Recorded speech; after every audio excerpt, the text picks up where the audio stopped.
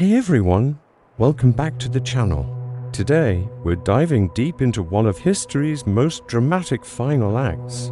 We all know the story of Cleopatra and Antony, a love affair that shook the ancient world. But what happened in those final, desperate months after their crushing defeat at the Battle of Actium? This wasn't just a tragic love story, it was a high-stakes political chess game. And Cleopatra was playing for the survival of her kingdom and her life. Let's unravel the last, desperate gamble of Egypt's final queen. The year is 31 BCE. The Mediterranean waters off the coast of Greece have just witnessed a disaster for Egypt. The Battle of Actium was a naval catastrophe. Cleopatra and Mark Antony's combined fleet, once a symbol of their power, was shattered by Octavian's brilliant general, Agrippa. They fled back to Alexandria, but they weren't just escaping a lost battle. They were fleeing the end of their world. The defeat at Actium wasn't merely a military loss, it was a psychological blow, especially for Mark Antony. Imagine being Antony. For years, you were one of the most powerful men in the world, a celebrated Roman general, Caesar's right-hand man. You commanded legions who adored you. You controlled the entire eastern half of the Roman Republic. Now, your reputation is in tatters. Your legions have defected. Your partner in power, Octavian, is now your bitter enemy and he's coming for you. Ancient historians like Plutarch tell us that Antony fell into a deep depression. He retreated from public life, building a small house by the sea in Alexandria, which he grimly named the Timoneum, after a famous hermit who hated all of mankind. He felt betrayed, abandoned, and utterly defeated. The once great commander had lost his confidence, his swagger, his very will to fight. But while Antony was spiraling into despair, Cleopatra was doing the exact opposite. She was a queen, a pharaoh, and she was not going to give up her kingdom without a fight. She was a master of political strategy, and now she was putting all her skills to the test in the most desperate situation imaginable. Her mind was racing, calculating every possible move to save Egypt from the inevitable Roman invasion. She knew Octavian was coming. It wasn't a matter of if, but when. So what was her plan? It was a multi-pronged strategy, a series of gambles designed to buy time, secure alliances, or at the very least ensure her children's survival. First, she tried diplomacy. She sent envoys to Octavian, offering to abdicate her throne in favor of her children. It was a clever move. By offering to remove herself from the equation, she hoped Octavian might be satisfied and allow her dynasty to continue, making Egypt a client kingdom of Rome under her sons. She even sent him her golden scepter and crown as a sign of her submission. She was playing the part of a defeated queen, hoping to appeal to his sense of magnanimity. But Octavian was no fool. He wanted Egypt, its immense wealth, and the personal glory of parading its famous queen through the streets of Rome in his triumph. He gave vague, non-committal answers, essentially keeping her guessing while his legions marched ever closer. While the diplomatic channels were open, Cleopatra was also preparing for the worst. She began a massive project. She tried to have her remaining ships dragged overland from the Mediterranean to the Red Sea. It was an audacious plan. If she could get her fleet into the Red Sea, she could escape with the treasures and her children, perhaps to India or Arabia, and establish a new kingdom in exile. It was a monumental undertaking, requiring incredible engineering and manpower. But tragically, the plan failed. Local Arab tribes, likely encouraged by one of Octavian's allies, attacked the first ships that made it across and burned them. That escape route was now closed. With diplomacy failing and her escape plan in ruins, Cleopatra turned to her next strategy, projecting an image of unbreakable power. She knew that any sign of weakness would invite rebellion from within Alexandria. So, she put on a brave face. she and Antony threw lavish parties and festivals. They formed a new society, replacing their old one called the Inimitable Livers with a new one called the Companions to the Death.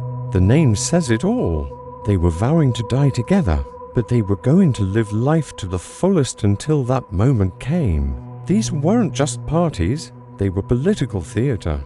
They were meant to show the people of Alexandria and Octavian spies that the royal couple was not afraid, that they were still in control, and that they would face their doom with defiance. It was during this time that they celebrated the coming of age of Caesarion, Cleopatra's son with Julius Caesar, and of Antony's eldest son Antyllus. By declaring them adults, she was signaling that the line of succession was secure. This was a direct message to Octavian.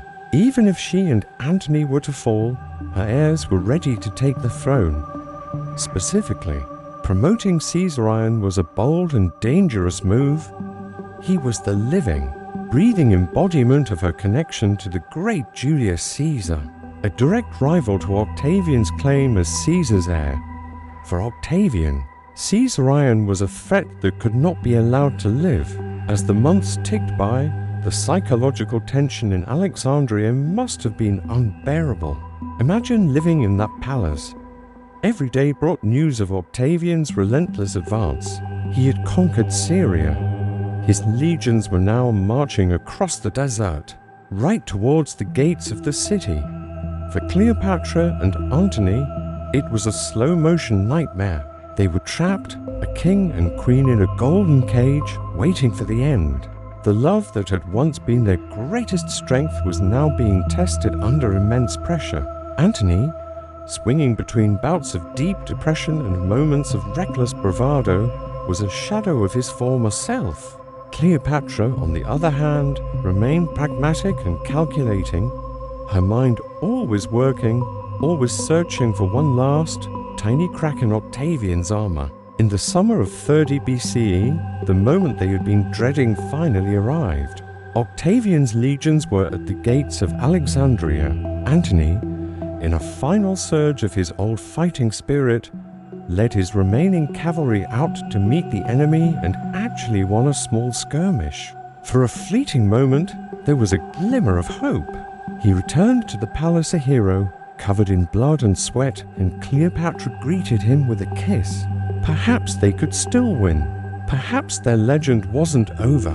But it was a false dawn. The very next day, Antony prepared for a decisive battle. He planned a coordinated attack with his ground forces and his remaining fleet. But as he watched from a hill overlooking the harbor, he saw his navy raise their oars in salute to Octavian's ships and simply join them. His fleet had defected without a fight. At the same time, his cavalry deserted him on the battlefield. It was the ultimate betrayal. Everything was lost.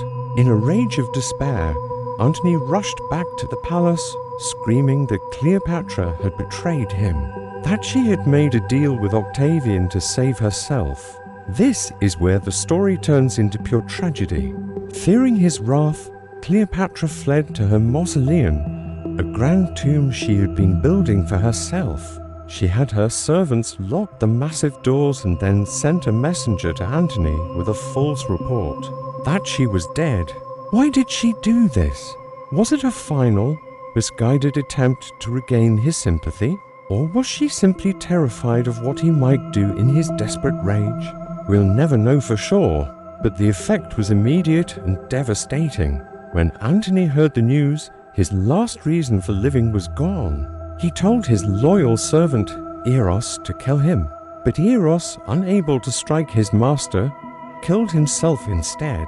Shamed and inspired by this act of loyalty, Antony took his own sword and tried to end his life.